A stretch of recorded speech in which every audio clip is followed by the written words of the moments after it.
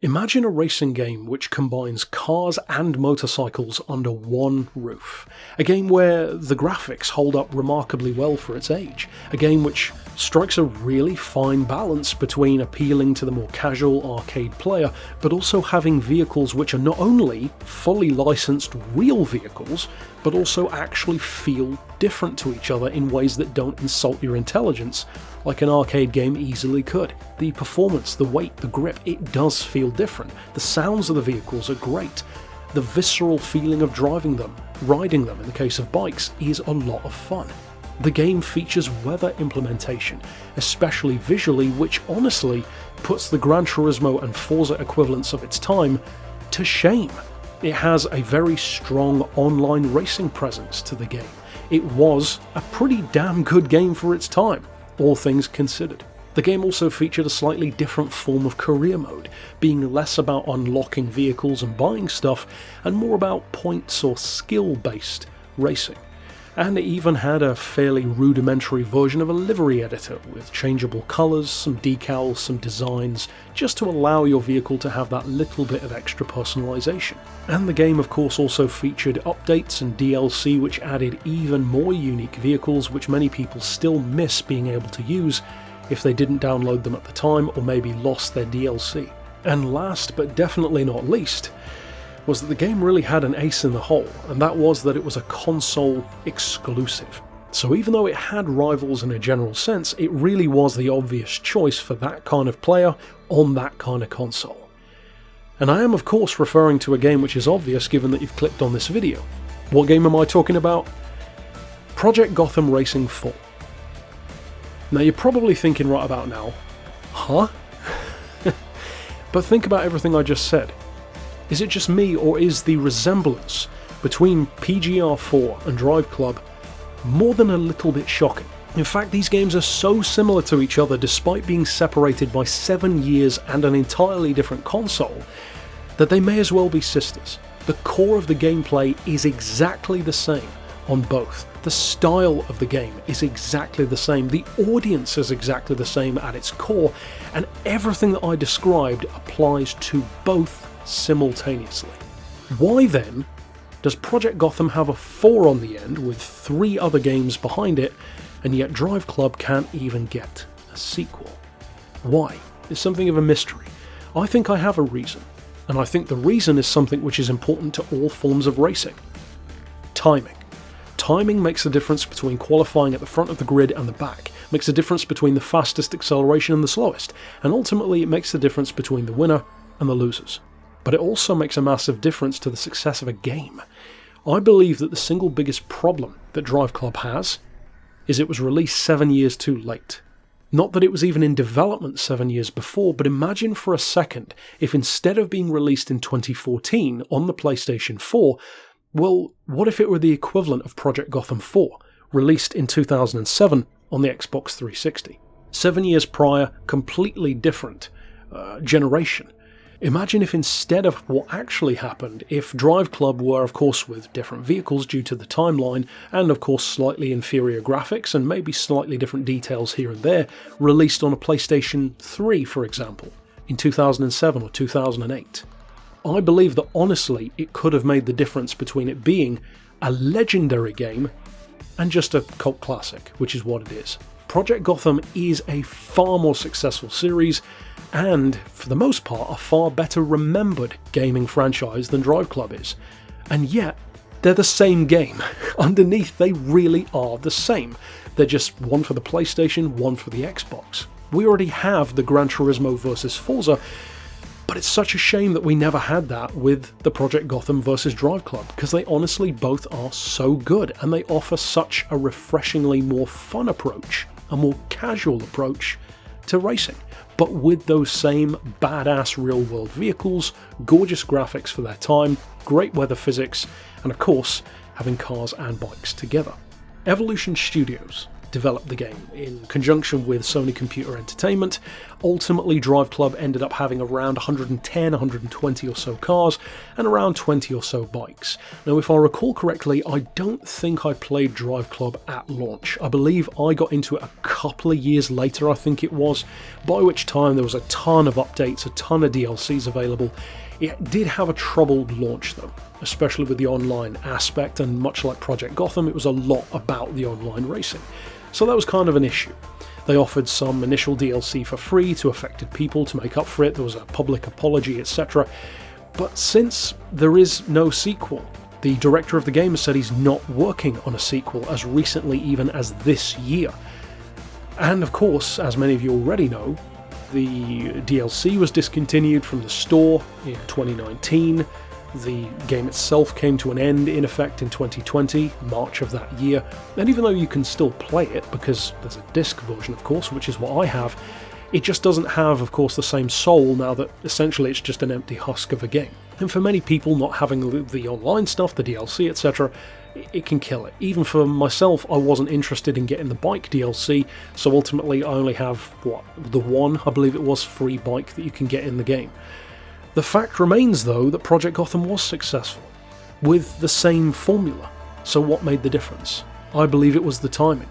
I believe that era, around 2006, 2007, 2008, sometimes even a little bit earlier, it was a prime time for that kind of game. And it's actually not the only game that suffers from this.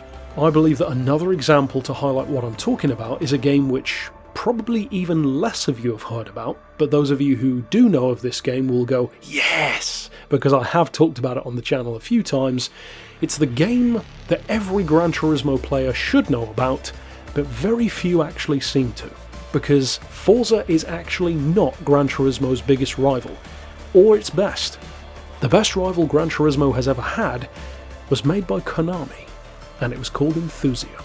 It was released in 2005 on the PlayStation 2, only around a year after Gran Turismo 4 came out.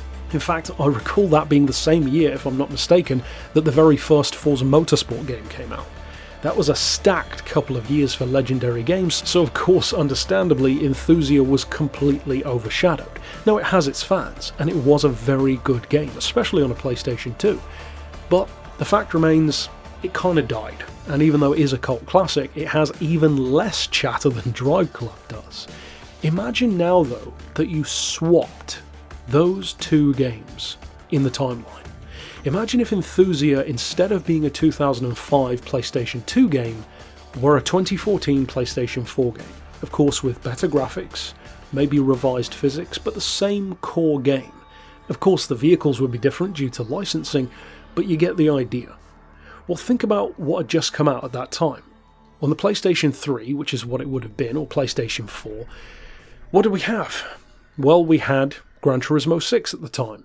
And, I mean, Gran Turismo 6 disappointed a lot of people. It would have been a prime time for Enthusia to come out. I think it would have made an absolute killing. Certainly more of a killing than it did in 2005, that's for sure, because Gran Turismo 4 is not a game that you want to try and follow up, especially not when it's the first sim game that Konami had ever made. Now, on the other hand, flip around DRIVECLUB. Well, the kind of people who play Gran Turismo 6 probably aren't as interested in DRIVECLUB, generally speaking. People like myself notwithstanding, because there are some of us who enjoy both. But imagine if instead it was the rival to a Project Gotham 4 in around 2005 to 2007. Well, the games that I just mentioned would have been its rivals at the time. Gran Turismo 4, 2004, then DRIVECLUB in around 2005, 2006, maybe 2007. That's actually a pretty damn good time for it to come out, because it's such a different experience to Gran Turismo 4, and of course it would not have been the same game, but honestly, you could have basically kept all of the same locations, the same circuits, the same amount of vehicles, and even the same menu and layout of the game. The only difference would have been that the game would have had a more rudimentary online aspect, which of course so did Project Gotham at the time compared to today. It could have still had updates if it were released on a PS3, and I believe it would have made a colossal difference to how well known these games are. I believe that if you did swap them both around, He could have turned them into legends rather than whispers, which is what unfortunately both Enthusia and DRIVECLUB kind of are. Ultimately, DRIVECLUB, as this of course is not a review, it's a retrospective, I believe DRIVECLUB is a game that is very easy to get into even to this day. In fact, I would say, and honestly I haven't tried playing the game in a little while, so I'm not exactly sure how loading the game up would work now that it's not being supported, but I'm presuming that those who do play it and have played it more recently than me, which has been at least a few months, I'm guessing that you can still play it at this point. So, if nothing else, do yourself the favour of trying to pick up DRIVECLUB, because if you can install the disc version, for example, onto your console, I mean that's the only way you are going to get it, give it a go, see what you think. Games like that kind of don't really get made anymore, and that's sort of my point. It was released at the wrong time. You should have had DRIVECLUB at a similar time to stuff like Test Drive Unlimited, Project Gotham. It was the glory days for that kind of game. It's one of the reasons why the 2000s are my favourite era for racing games, because it's that kind of vibe. Vice versa, Enthusia was too far ahead of its time. It was a proper full-on sim of its time, taking itself very seriously with realistic cars and really fairly unforgiving racing for the most part. That's perfect for a PlayStation 4 right after Gran Turismo 6, going up against the Forza of the time. Of course, games like Assetto Corsa and Project Cars, I don't even recall off the top of my head when those were released, but they were in their infancy at best. That would have been the perfect time for Enthusia. To me, this entire discussion, this reminiscing that I'm doing, highlights the importance of timing when releasing a racing game. And of course, hindsight is 2020, so you can't always see these things ahead of time, but I do believe that were the timelines just that little bit different, things could have been very different on the macro scale. Ultimately though, that's it for my retrospective on DRIVECLUB, a game which has fantastic vehicles, shockingly good looking weather for its time given that it is a 2014 game, and just didn't really get the chance that it deserved. Do you have fond memories of the game? Were you a day one player who's never lost the love? Were you somebody who didn't like the game? I'm very curious to know why you didn't like it, if that was the case. And of course, if you've never played it before, are you maybe going to try and seek out the games that I've mentioned, like a Project Gotham, an Enthusia, a DRIVECLUB in this case? If you haven't played those, I would urge you to do so, because there are some really good forgotten games out there, these being some of them. Ultimately then, that's it for my thoughts, and that's it for this retrospective. And if you enjoyed this video, you can check out retrospectives, which I've also done on Driver San Francisco and Test Drive Unlimited, two more of my favourite games of all time, and very influential ones for me and my upbringing. But until next time, I'll see you then, and for now, as always, thanks for watching.